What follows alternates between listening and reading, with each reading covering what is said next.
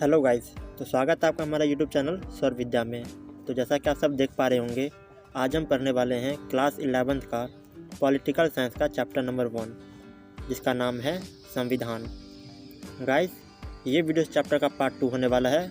इससे पहले हमने पार्ट 1 वीडियो बनाकर पहले यूट्यूब चैनल में डाल रखा है। अगर आपने नहीं देखा है तो मैं ऊपर आई बटन पर या फिर नीचे डिस्क्रिप्शन बॉक्स में उन वीडियो का लिंक दे दूँगा, आप वहाँ जाकर देख सकते हैं।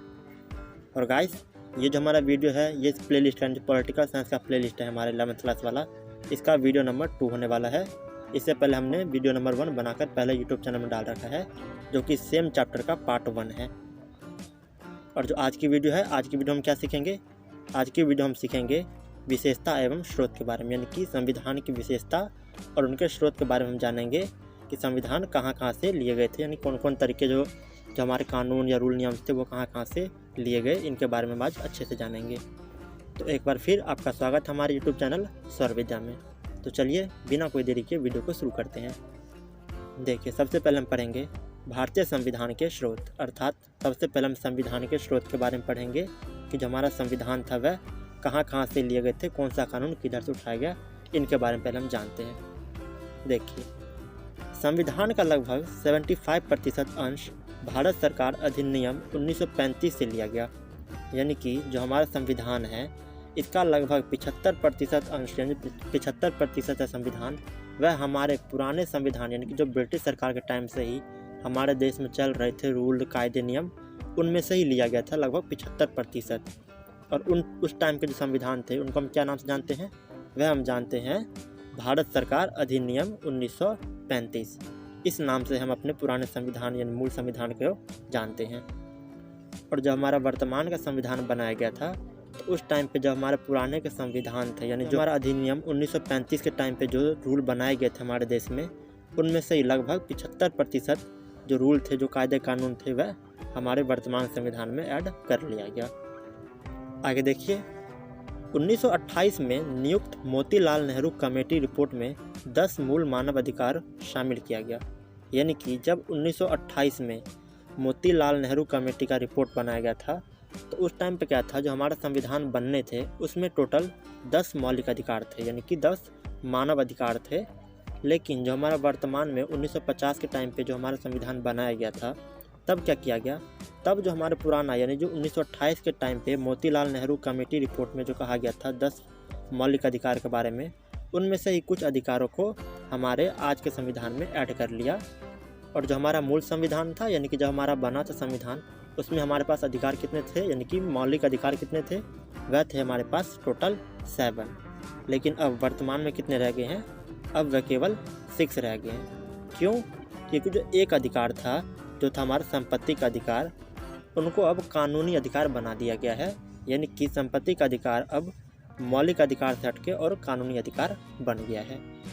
नेक्स्ट देखिए, अन्य देशों की संवैधानिक प्रणाली से भी कुछ बातें भारत के संविधान में समाहित की गई है, यानी कि ये जो हमारे तौर तरीके से, ये तो कुछ हमारे अपने ही देश से लिए गए थे, यानी पुराने तौर तरीकों को ही नए संविधान में ऐड कर लिया गया था। बट इसके अलावा भी कुछ और जो कानून थे, जो कुछ और कानून कायदे कानून थे, वह कहीं और किसी और देशों के संविधान से ऐड किया गया था। यानी कि वही बता रहा है यहाँ पे कि अन्य देश के जो संविधान थे उनमें से भी कुछ प्रणाली को, कुछ बातें को हमारे भारत के संविधान में समाहित यानी कि ऐड कर लिया गया। आशा करता हूँ आप समझ गए होंगे। चलिए आगे देखते हैं। देखिए, सबसे पहले हम देखते हैं ब्रिटिश संविधान के बारे में, यानी कि जो हमारा ब्रिटिश संविधान है, इनमें से हमने कुछ अधिनियम या कुछ कानून हमने अपने भारतीय संविधान में ऐड किया है। और वो कौन से हैं? देखिए, सबसे पहले में क्या दिखाया गया है, यानी पहला है हमारा सर्वाधिक मत के आधार पर चुनाव में जीत का फैसला, अर्थात जिसको ज़्यादा वोट मिलेगा चुनाव में वही जीतेगा। ये रूल हमने कहाँ से निकाला है, यानी कि ये नियम हमने कहाँ से लिया है? ये हमने लिया है ब्रिटिश संविधान में से। नेक्स्ट, सरकार का संसदीय स्वरूप, यानी जो संसद हमारा बना है, भारत का संसद बना है, यह भी हमने ब्रिटिश संविधान से ही लिया है। यानी उनका स्वरूप कैसा होगा, संसद में कौन कौन लोग बैठेंगे, कौन नहीं बैठेंगे, किनका कार्य कैसा होगा, कितने वर्ष के लिए होगा, ये सारे हमने ब्रिटिश संविधान से लिया है। आगे, कानून के शासन का विचार, यानी कि जो कानून, उनके शासन कैसे करेंगे, कानून किस लेवल तक काम करेगा, किस लेवल तक नहीं करेगा, इन शासनों के विचार जो हमने लिया है वह भी ब्रिटिश संविधान से ही लिया है। देखिए अगला और लास्ट क्या है हमारा, लास्ट है हमारा विधायिका में अध्यक्ष का पद और उसकी कानून निर्माण की विधि। यानी जो हमारे विधायिका है, विधायिका के अंदर हमने पद डिसाइड किया है कि कौन कौन से पद के लोग वहाँ पे बैठ सकते हैं और रहेंगे।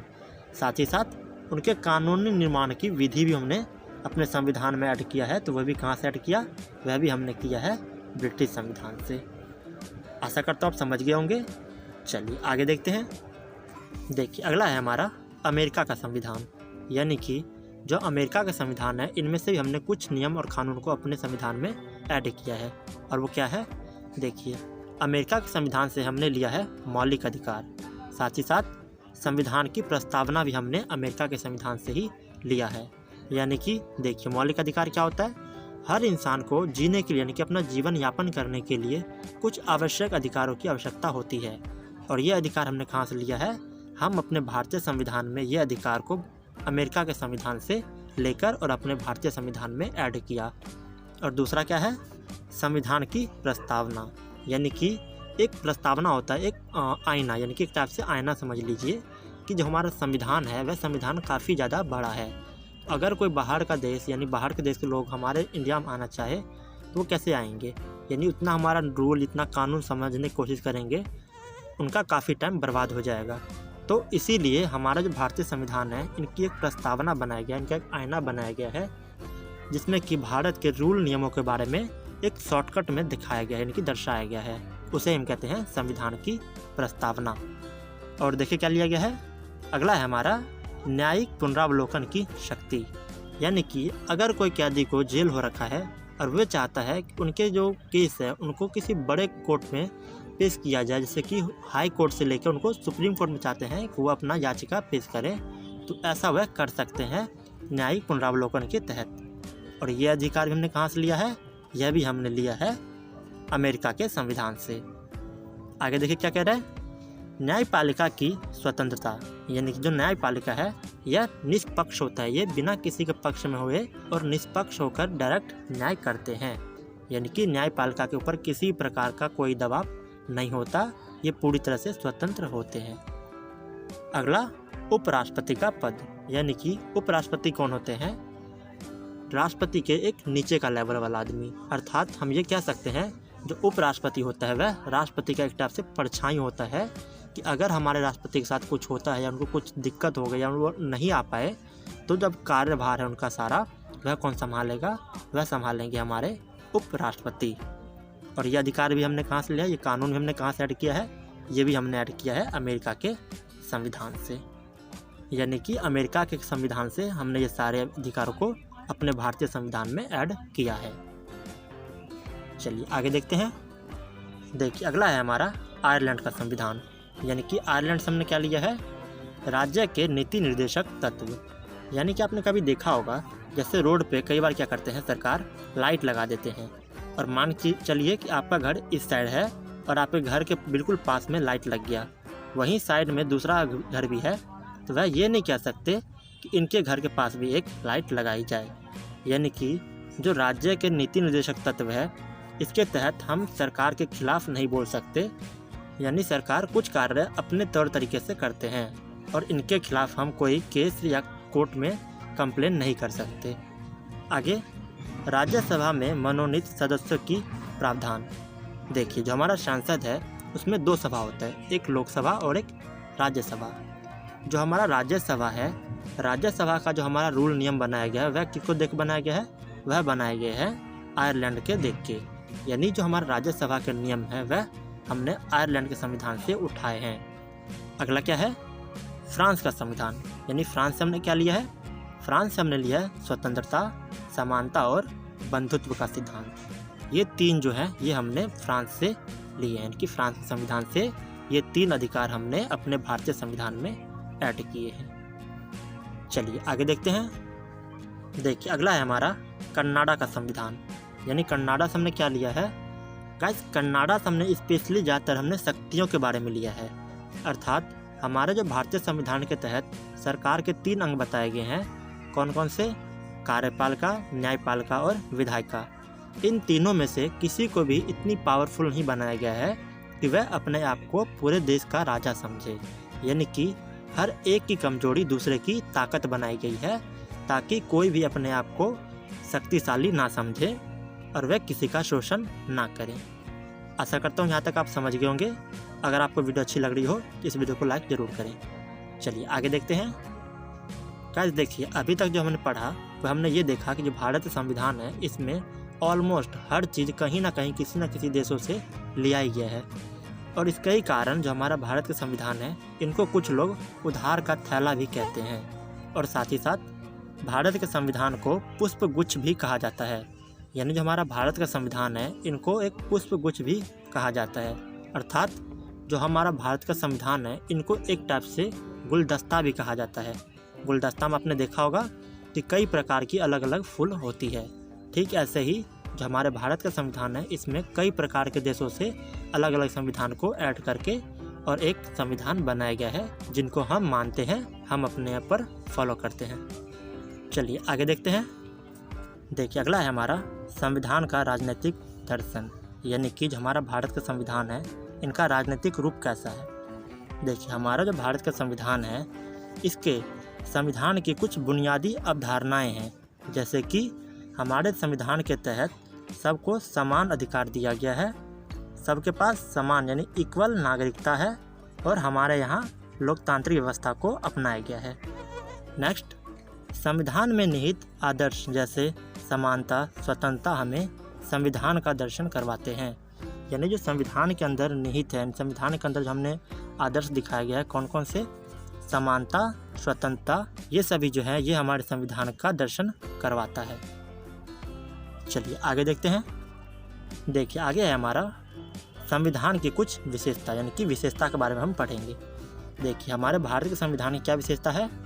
पहला है हमारा स्वतंत्रता, यानी कि हमारे देश में हर व्यक्ति को स्वतंत्रता प्राप्त है। दूसरा धर्मनिरपेक्षता, यानी कि हर व्यक्ति हर प्रकार के धर्म को फॉलो कर सकता है और उनको एक्सेप्ट कर सकता है। वह जब चाहे जैसे चाहे अपने धर्म को मान्यता दे सकते हैं। नेक्स्ट, सामाजिक न्याय, यानी कि किसी प्रकार के जाति धर्म के लोगों को इक्वल समाज में इक्वल रखा जाएगा और उनके साथ इक्वल व्यवहार करा जाएगा और उनको इक्वल न्याय दिया जाएगा। उसे हम कहते हैं सामाजिक न्याय। सार्वभौमिक वयस्क मताधिकार, यानी कि जो वयस्क हैं, कि जो युवा है, बड़े लोग हैं, 18+ लोग, उनको उन सभी को मत डालने की, वोट डालने का अधिकार समान होगा। नेक्स्ट, अल्पसंख्यकों के अधिकारों का सम्मान, यानी कि जो अल्पसंख्यक लोग हैं उनके अधिकारों का भी सम्मान किया जाता है।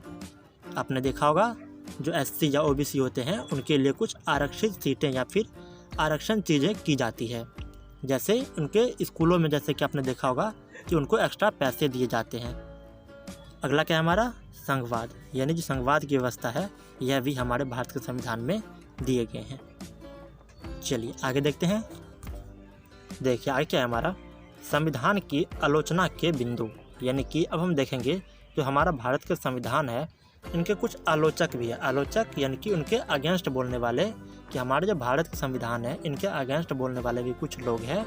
और उनका क्या मानना है, उनका मानना है बहुत लंबा तथा विस्तृत संविधान है। यानी कि जो हमारा भारत का संविधान है यह काफ़ी लंबा, यहाँ देखिए बहुत लंबा बताया गया है।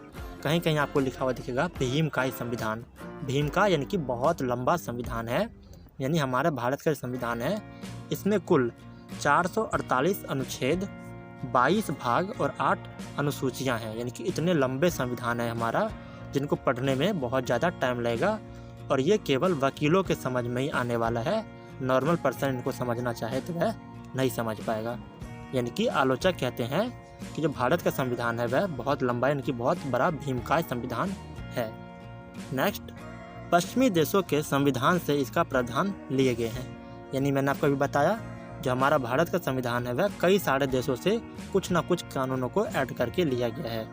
इसीलिए जो हमारे आलोचक है वह क्या कहते हैं कि भारत का संविधान पश्चिमी देशों के संविधान से लिए गए हैं, यानी कि उनके प्रावधान से किए गए हैं।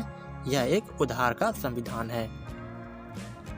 नेक्स्ट, संविधान के निर्माण में सभी समूहों के प्रतिनिधि उपस्थित नहीं थे।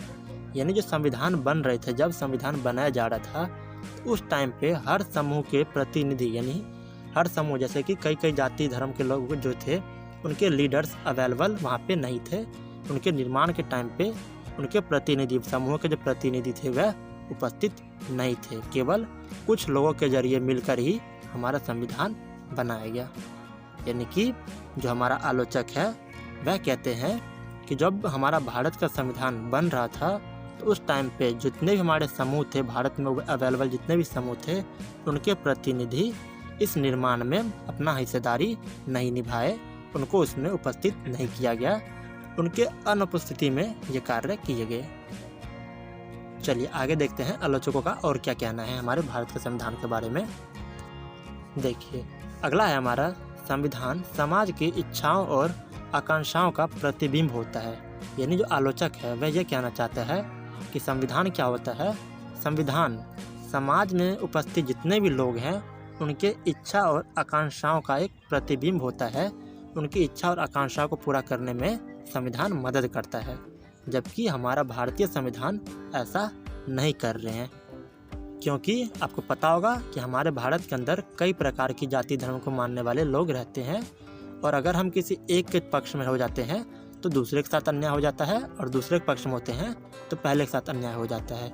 यानी कि आलोचकों का मानना है कि भारत का जो संविधान है वह किसी एक के पक्ष में भी नहीं हो सकता और दूसरे के पक्ष में भी नहीं हो सकता। यानी ये समाज की जो इच्छा और आकांक्षा है उनको पूरा नहीं करते। देखिए अगला और लास्ट क्या है, यह एक लिखित दस्तावेज है जिसे समाज के प्रतिनिधि तैयार करते हैं। यानी कि जो हमारे भारतीय संविधान है यह एक लिखित दस्तावेज है। ये आप जानते होंगे कि भारतीय संविधान एक लिखित दस्तावेज है, यानी कि लिखे गए एक कानून का एक किताब है, यानी कि दस्तावेज है जिसे समाज के प्रतिनिधि तैयार किए हैं। जिसे किसने तैयार किया है, यानी कि इस बुक को किसने लिखा है, समाज के प्रतिनिधि ने। तो आशा करता हूँ आपको यहाँ तक वीडियो समझ आया होगा। तो इसी के साथ साथ आपका ये वीडियो कंप्लीट होता है। चलिए अब इस वीडियो के कुछ क्वेश्चन आंसर देख लेते हैं। देखिए पहला क्वेश्चन क्या है, संविधान की कोई एक विशेषता बताएं। यानी जो भारत का संविधान है इसका कोई एक विशेषता आपको बताना होगा। और दूसरा, भारतीय संविधान में स्वतंत्रता तथा समानता का अधिकार किस देश से लिया गया है। यानी कि आपको बताना होगा कि जो हमारा भारत का संविधान है इसमें स्वतंत्रता और समानता का जो अधिकार है वह किस देश से लिया गया है।